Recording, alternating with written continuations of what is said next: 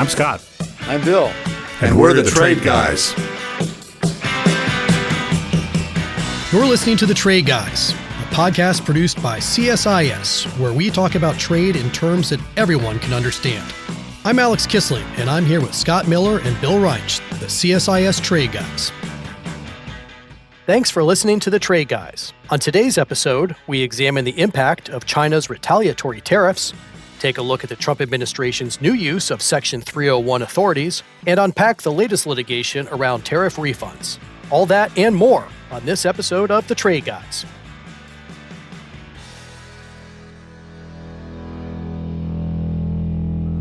Well, Bill and Scott, it's great to be back with you after a few weeks of episodes with some great guests. And I want to dive right into our first topic today by taking a step back and talking through the effects of Chinese retaliatory tariffs, particularly on the U.S. agriculture sector.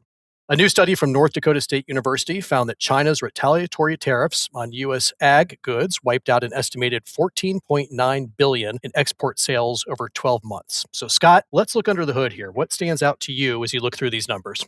This is basically disruption of an old relationship. The old relationship is U.S. soybean sales to China. This goes back to basically China's growth in the early part of this century. And one of the things that happened as people raised their living standards is they improved their diet. More people were demanding the addition of meat, in this case pork, in their diet. And soybeans is primarily a very efficient food for pigs. So there was an agriculture match made in heaven, at least for the moment, at the time. And so the U.S. found a great source of sales, net sales, additional for their soybeans and other products. And Chinese consumers improved their diet as it became more and more an important element of trade between the two countries. And as trade tensions rose, it became one of the obvious places for trade pressure and retaliation. And that's indeed what happened with soybeans. China, basically, if you look at it broadly, they changed sources. They switched their purchases from the United States to Brazil and Argentina, principally. This had an immediate effect in slowing down sales and therefore exports from the U.S. Over the course of crop cycle, most of the consumption of soybeans was the same worldwide. But what happened is your sourcing changed. So China sourced Brazil and Argentina principally.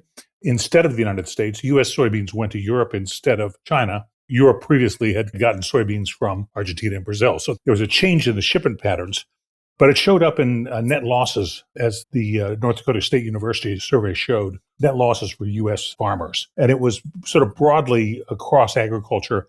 There was a big drop in total ag sales to China. From 2024 to 2025, sales dropped from $24 billion to $8 billion. So its steepest one-year decline.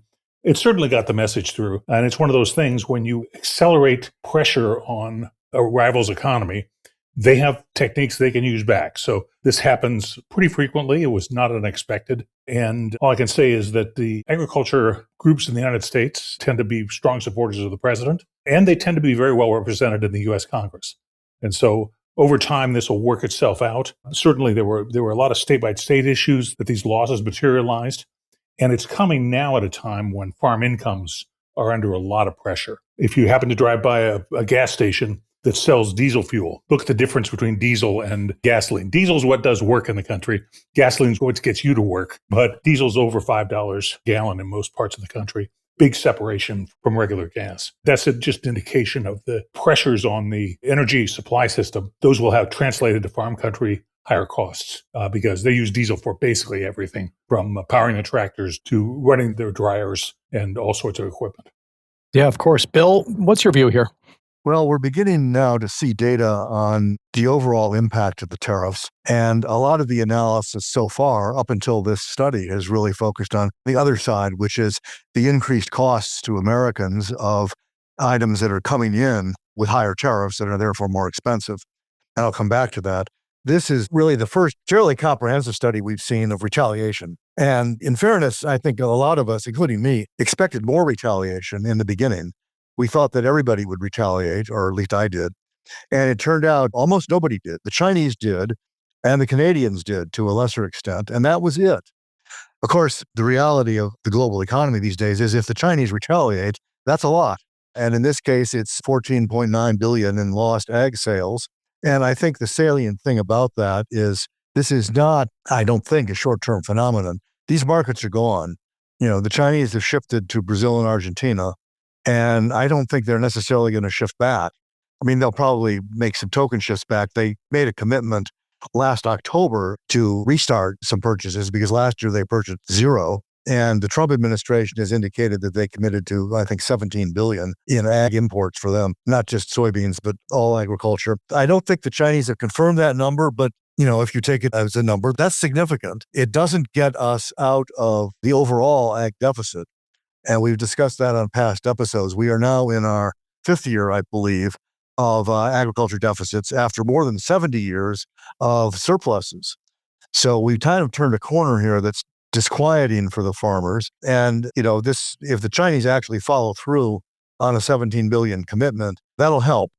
But it's not going to erase the projected deficit for this year. And then Scott made the other important point, which is on top of that, the farmers are facing a boatload of increased costs, fuel costs, diesel costs. And as mentioned, I think in the last episode, when we were talking to Nassim Fassel from PRT, cost of fertilizer is going up. The cost of fertilizer ingredients is going up, in part because of the closing of the Strait of Hormuz. And the cost of equipment is going up because most farm equipment, no surprise, is made out of steel. And we now have, depending on what country you're coming from, 50 or 25% or maybe 15% tariffs on steel and aluminum. So if you're buying a new tractor, a new combine, a new harvester, first of all, it's expensive anyway. And what you're now having to do is pay something that's substantially more expensive because of the increased price of raw materials. And that gets me to the other issue, because what's becoming obvious is that there are real costs here for Americans, and that what Trump said from the beginning is, well, the foreigner's going to pay. He didn't say anything about retaliation. And what we're discovering is that there wasn't as much retaliation as expected, but what there was has made a difference, particularly to the farmers. And we are seeing increased costs on the import side, that where the biggest cost, or the most important one, has been on intermediate goods. And Scott has pointed out previously that intermediate goods now are like half of our imports, I think, something like that. Intermediate goods are the parts and components, the stuff that U.S. manufacturers use to make end products. And so what we've succeeded in doing is making U.S. manufactured products more expensive because now their inputs are more expensive. It makes it inflationary for them to sell here. It makes them harder for them to compete in the global market. Now, across the whole economy, this tends to flatten out. There are two groups that are tracking this. One of them is just the U.S. government collects very good data on import tariffs because they're collecting. So we know what collections are and we know what total imports are. You can calculate your actual applied tariff rate. But also the Yale Budget Lab has done a really good job since Liberation Day of keeping track of average effective tariff rates. When President Trump took office in January 2025, both the Customs Service and the Yale Budget Lab reported 2% was our typical tariff rate. So 2% of all imports was the tariff rate. So today, the actual, if you do the math, which is total imports and then tariffs as a percent, it's 7.3%. The Yale Budget Labs has it at 11.8%. But both those numbers are lower than a year ago. In June of 2025, the Yale Budget Lab had a total tariffs 14% of all imports. If you did the tariff math, it was closer to 10%. But both those numbers are now down from 14 to 11.8 or from 10 to 7.3. So year on year, it's definitely higher than it was when the president took office by quite a bit, but it's moderated versus a year ago. We'll have to see how this works. Bill's absolutely right. In some of the specific areas where tariffs are the highest, like steel and aluminum, there'll be big differences and noticeable increases. But overall, the tariffs are moderating slightly.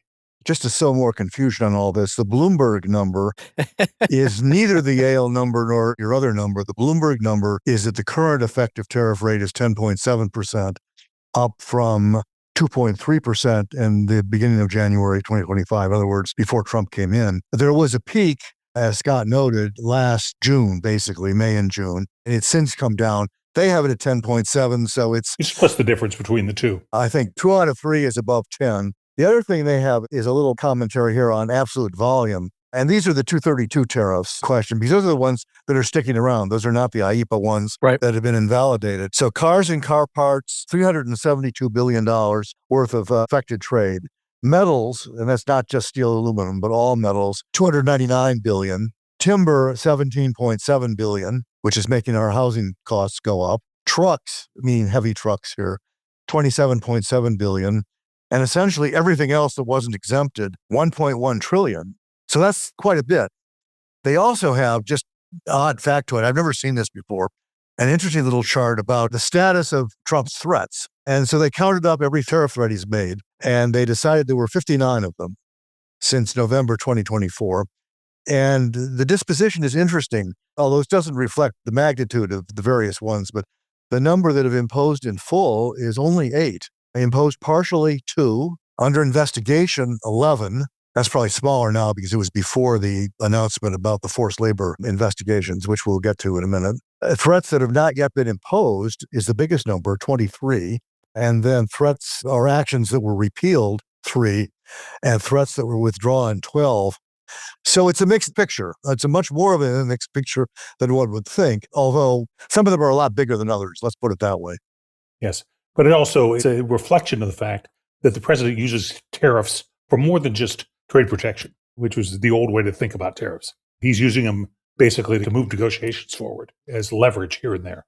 Well, Scott, let me just go back. We'll move on here. But you made the comment that ag community, ag sector, there's strong supporters of the president generally. They're well represented in Congress. To what effect if the Chinese market has moved elsewhere? Like, how beneficial is that to them if China's moving their soybean purchase to Brazil and elsewhere? Well, I haven't seen anything that would lead me to believe that their global soybean demand is declining. If you look at soybeans as a world market, they're probably about the same amount. I just don't know. I haven't looked at that data recently. But I sense no major decline in the consumption of soybeans worldwide. What it means for American farmers is after spending 25 or 30 years cultivating customers in China, they now have to go out and cultivate new customers. Yeah. And that's real work. That's important work. Reliable suppliers are hard to find. Reliable customers are treated like gold by most companies who are customer facing. So there is work to be done in that area. And when you're dealing with China's retaliation, first of all, as Bill pointed out, it's large in scale. And second, it's often driven by other factors than individual enterprises making decisions. It tends to be a very sort of top-down operation. So there's recovery that will have to happen. And there's real work involved in satisfying a whole new set of customers. On the politics of it, right now it's really anecdotal. There was a lot of people asking about this in Iowa because the Iowa primary was on Tuesday. And there were some report, talking to farmers about, are you less pro-Trump than you used to be because of all this, because it's been a big issue. Iowa is, according to the North Dakota study, one of the biggest losers in all of this, along with California and a couple others, because Iowa is soybeans and other commodity crops. And it sounds like, the farmers are unhappy, but most of them are saying we're sticking with Trump. And this is one of their problems. Trump knows this. They don't have a lot of leverage because they voted for him 3 times, and he's pretty confident they're going to do what he tells them the next time. I mean, there'll be some erosion. It will probably show up in people staying home in the midterms rather than voting the other way. And there's been some work done on that by people like Charlie Cook and Zogby, the professional pollsters, who've pointed out that the easiest thing to do if you're unhappy is just you don't vote. And getting farmers that have voted Republican for the last, 12 elections to suddenly switch and vote for a Democrat Unlikely. is a much bigger stretch than just deciding, well, I'm going to pass this time. So we'll see if it shows up in turnout. We'll find out in 5 months. But Bill, you just teased our next segment here, and this is news from just this past week. On Tuesday, the Trump administration announced new tariffs of 10 to 12.5% on the EU and roughly 60 other nations. The administration is imposing these tariffs under Section 301 following a forced labor practices investigation. So, Bill, give us a lay of the land here. What's going on, and explain how the administration is doing this under 301. Yeah, well, that's an interesting question, whether they're going to get away with it or not. I'll get to that in a minute. Our bottom line from the trade guy's perspective is we were half right. We said that everybody was going to be guilty, and that's what happened. Everybody was guilty. All 60 countries are deficient on the forced labor trade front, either because they don't have laws that prohibit it, or if they've got those laws, they haven't done enough in the USTR's judgment to enforce those laws. And so what the USTR has issued, the 301 is a process, and there's all these hoops and hurdles you have to go to. And to Ambassador Greer's credit, unlike what Trump often does, he's not ignoring the hoops and hurdles. He's following the procedures which will allow them to avoid a court loss over process. So the proposed remedy is out for comment. They're put it out in draft, so it'll show up in the Federal Register in the next day or so. Request for public comment, and there's going to be public hearings later this month. It's on a fast track. So they're going through all the motions to let people talk about whether this is a good idea or what they should do instead. And then I think what they're going to do is, of the 60 countries, I think there were 54 that were found not to have appropriate laws. And so they're getting the 12.5% tariff. And then the remaining one, which includes the EU, which is important, were found to have relevant laws, but not doing enough to enforce them. Their tariff is 10%. The interesting word in the announcement is these were referred to consistently as additional tariffs, which suggests to me that they're going to be on top of the existing tariffs. Now, what that really means, I think, as a practical matter, is the Section 232 tariffs, because the IEEPA tariffs are gone, thanks to the Supreme Court. The 122 tariffs are in effect, but they go away July 24th. And given even the schedule here with the comment period and the hearings and everything, I think these new tariffs will probably replace the 122 tariffs. So they won't be on top of the existing 10%. They'll just be a new 10%, or for some people, a new 12.5%. But for a lot of items, they'll be on top of the 232 numbers, I think, which means, depending on which country you are, your 15 is going to go to 27.5 or 25, and your 25 is going to go to 35 or 37.5. To be fair, there are a lot of exemptions. There's a very, very long list of exemptions that are framed around stuff we don't make, stuff that would cause a lot of cost increases here if we ran into supply shortages, stuff that is essential for U.S. production. And if you look through the items, there's a number of agriculture items, beginning with beef, appropriately, because beef prices are way up. So we can't accuse them of making that worse in this case. And there's a lot of metal, steel, and aluminum derivative products, downstream products on the exclusion list. And you'll remember that this has been a bone of contention with manufacturers. The reason I said earlier that they're complaining the inputs that they need to make their stuff that they can't get here has gone up, way up in price. I think this is an effort to solve some of those problems. So the net impact maybe less than it might seem at first. I saw, I think, one story that estimated, it was not a thorough study, estimated that maybe half of the items that we import are going to be covered by this, and the other half are going to be exempted. So it won't be a big deal. So they say, but it, obviously, as Scott said earlier, if you're in one of the affected companies, it is a big deal. Mm-hmm. Sure. Because 10% or 12.5 is not peanuts. What's going to happen next? He'll be sued. Of course he'll be sued. He gets sued for everything. So expect that. But these are more durable, right, in court? Well, that's an interesting question. I had thought so. My column this week discusses that a little bit. And I referenced a piece by Alan Wolf, our friend Alan Wolf, the former Deputy Director General of the WTO, who wrote a piece. We both came to the conclusion that it might not be as much of a slam dunk as the administration thinks. Oh, interesting. Although for different reasons. Alan's reason was sort of constitutional. Get my column. If you're not, it's on the website. Go to the last line, click on the link to his piece and read it. It's very thoughtful. I don't completely agree with it, but basically, he's arguing that the Constitution gives revenue authority to the Congress, end of story, and this is an unconstitutional extension of executive authority that the courts ought to strike down, as they did with IEEPA. So maybe they will. I've taken a narrower view, and if you look at the Federal Register notice, you'll see that Ambassador Greer has too. The statute says that in order to act, you have to find that a foreign act, policy, or practice is an unjustifiable, unreasonable, or discriminatory burden on United States commerce. And that falls into multiple parts. Is it unjustifiable, unreasonable, or discriminatory, number one? And two, is it a burden on United States commerce? Because it can be unjustifiable and not make any difference, or it can be a burden and not be unjustifiable, et cetera. So you have to prove all these things. The administration is asserting them, and they've got a lengthy study of all 60 countries, which I've not looked at yet, to back it up. My suspicion is that if you are a smart lawyer and choose your plaintiff wisely and choose your countries wisely, you may be able to get the court to decide that in the particular case you're suing, this is not an unreasonable, that's really the only word that Ambassador Greer used, this is not an unreasonable act, policy, or practice that burdens or restricts U.S. commerce. For example, and this is already, screams of outrage are already coming from the EU with good reason, because they have a law on this subject. And this has been something that the EU has actually attempted to deal with through a number of measures that they've taken over the years. They would probably say that they are more aggressive on forced labor than we are. We would probably not agree with that. But to imply that they're deficient is obviously offensive to them. The chairman of the Parliament's Trade Subcommittee has said this is either ridiculous or absurd. I forget which word he used for this particular thing. So they'll push back and they'll argue this is an unconstitutional extension of the statute that goes beyond the president's authority. Somebody's going to say to the court, in a case like that, what you need to do is find that this is not an unreasonable practice. It does not burden or restrict U.S. commerce, and the U.S. chair got it wrong. I don't know if that'll prevail, and I think there's certainly going to be cases where it won't prevail. The administration says everybody's guilty. Well, it's wrong to say that everybody's innocent. There's a number in there that certainly are guilty.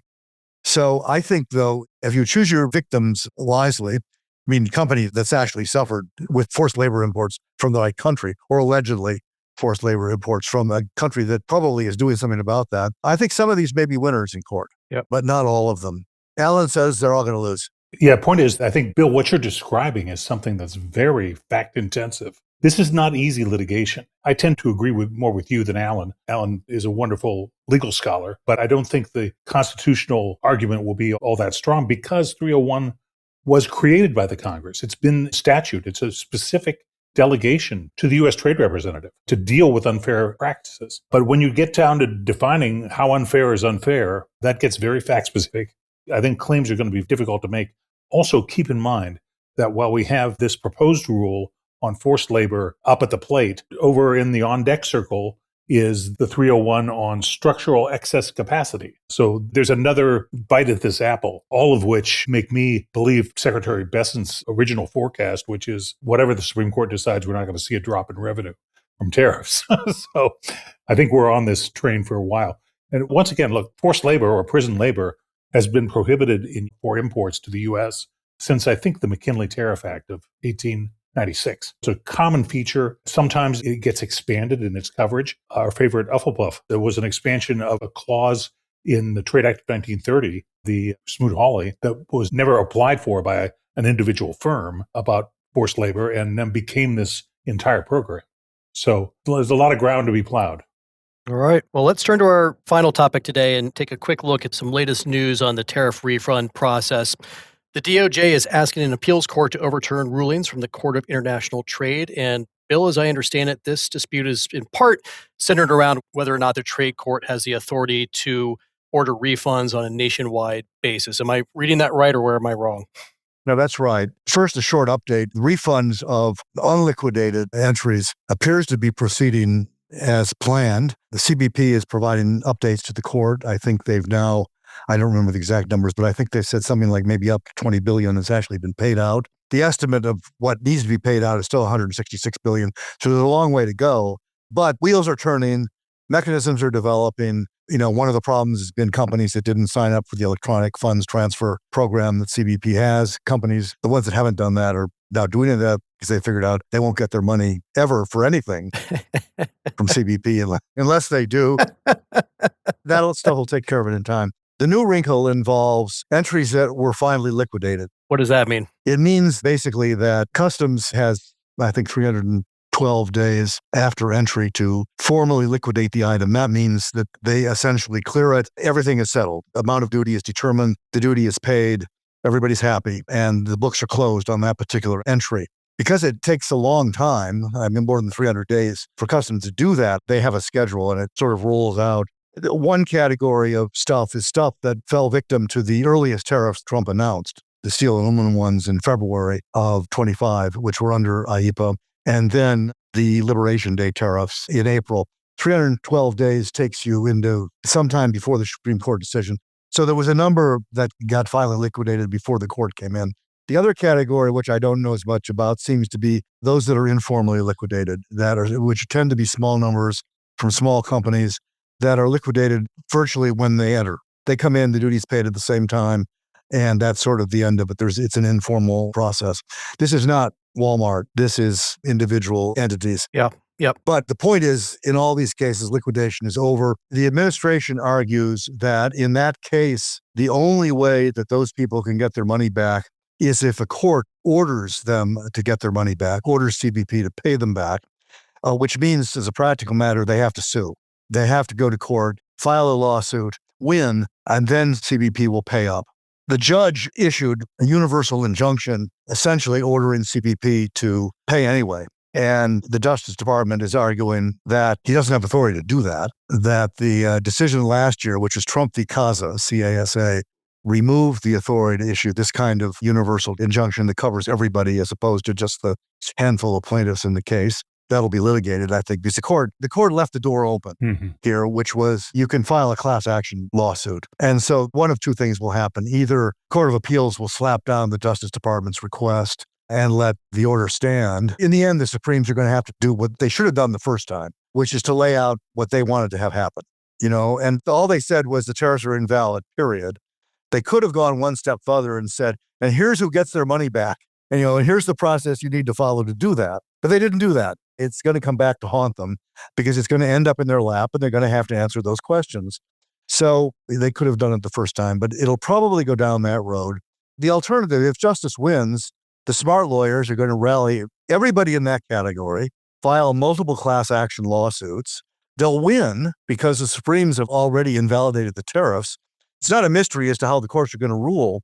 It just forces everybody to go through an extra step, forces them to hire lawyers, and therefore pay part of the revenue or the refunds to the lawyers. I think the Justice Department is banking on the thought that a lot of people won't bother, particularly the small guys, because it's too much effort. That's exactly right. The small players have moved on. They've sold the goods. They're into the next buying cycle. No one wants to go back. Which means they don't have to give as much back. Right. I can see it, but it's cynical. It's not justice. And it's kind of annoying. I think, way back in the beginning of this, what Scott and I both said was, the administration could make this easier. They could make it hard. And they've chosen to make it hard. And the losers in doing that are not going to be the large companies that have in-house lawyers and, major compliance operations where this is just one more task. The losers are going to be the small importers that, like Scott said, have moved on, can't afford to litigate, and they're just going to say, well, I'll chalk that one up to bad experience. And it's too bad because they can't afford to lose. Yeah. Scott, is this the right strategy? It is consistent with the administration's behavior all along. They didn't agree with the outcome of the IBA case, and they've not obstructed in any way, but they're not making it easy on anyone, and they have a right to do that. But it is, for me, the flaw here is once the Supreme Court decided they were going to take the case and decide the case, to decide the case without a remedy is kind of open the door for this activity. I think there's plenty of blame to go around. But once again, every once in a while, Alex, in my long life at work, I've overpaid taxes here and there. And at some point, you don't worry about it. You find a pile of items that you could have taken as a deduction, but it's just too much work to talk to your CPA and go back and redo it. That's the situation most importers are in, who are in this situation where they have a liquidated transaction. So you move on. Life goes on. Those of us who are married to a CPA do not have that problem. Yes. I just want to note that. There's less friction in your transaction, that's for sure. Bill, after hearing you, I wish I was married to a lawyer because they sound to do pretty well here. Well, yeah, as I've been saying for years, they're always the winners. No matter what happens, the lawyers are the winners. All right. Well, we have two other winners to talk about today. One is our dear friend, Evan Brown, who has been a huge part of this program for years. As we talked about a month or two ago, Evan has been accepted into a wonderful graduate program at Princeton. Today is his final recording of Trade Guys. He occasionally has jumped in as host here and done a much better job than I could ever do. And he has been such a great part of this team and the economics team at CSIS. So, Evan, we all want to wish you congratulations and wish you the best of luck. We're so proud of you, and thank you for all you've done for the Trade Guys over the years. Thanks, Alex. It's been such a pleasure being a trade dude. Sure. I don't know if I'm a full trade guy, but wishing you all the best and hoping to keep in touch with Trade Guys fandom. Well, you'll always be a trade dude, and Evan, congratulations. Yeah. In national security hierarchy, there are Sherpas and then there are yaks. Evan's been a yak for us and a very, very good one. Indeed. We'll miss you, but we're glad you're moving on to the career you want for yourself. So congratulations. Very excited for you. It's been an honor. Thanks, guys. The second winner here is Trade Guy Scott, who has welcomed a new addition to his family. And Scott, we're so happy for you and your growing family with your second grandkid, I believe, and very, very thrilled for you. Well, thank you. Yes, Benjamin Charles Sunwood came into the world on June 2nd. He came home from the hospital with his mom today. And so they're becoming new parents, and mom and dad are happy. Baby is healthy. everything we could ask for. So we're richly blessed. That's wonderful. I haven't tried to get any sleep yet, but just wait. Yeah, sleep has been optional so far, but won't be forever. I'm about 8 years into parenthood, and I'm still not getting sleep. So I don't know if there's light at the end of that tunnel for anyone. We also have a third winner, and that is our new producer, Olivia, who has joined the Shoal Chair team at CSIS and is going to be succeeding Evan as our producer. So welcome, Olivia. We look forward to more working with you and having a trade, dudette? Is that the right term? I'm not sure. Or gal, maybe? Sure. Trade gal Olivia. We can do that. So lots of good things happening here, and it's always great to end on a positive note. So Bill and Scott, it's great to be back with you. Thanks to all of our listeners as always. We'll be back with you next week. Take care until then.